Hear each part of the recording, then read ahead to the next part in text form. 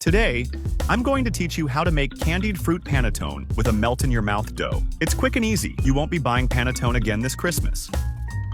Let's start our recipe by blending 3 eggs. Next, add 120 grams of sugar. Next, add 10 grams of dry yeast. Also add 120 grams of butter. After that, add a cup of warm water and a spoonful of panettone essence. Now, cover and let it blend very well for about 2 minutes. And if you like easy recipes like this, click the like button and comment below. I love easy recipes. Done. Now transfer all this mixture to a bowl. Once done, add 3 cups of all-purpose flour.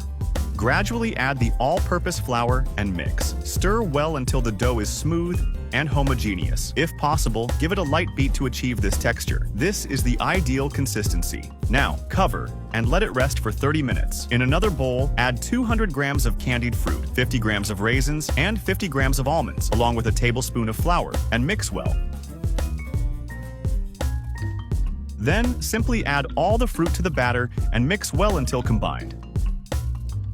And if you're enjoying our recipes, leave a comment below to let us know which city or country you're watching from. I want to send you a big hug and thank you for sharing this recipe.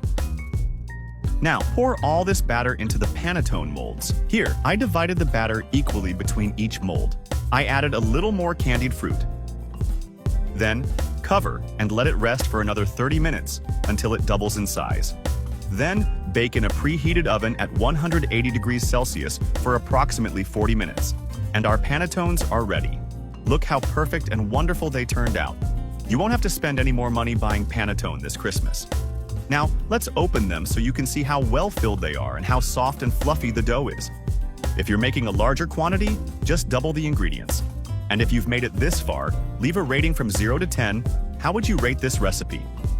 I really hope you enjoyed it. Now I'll leave it at that. Best regards and see you in the next recipe.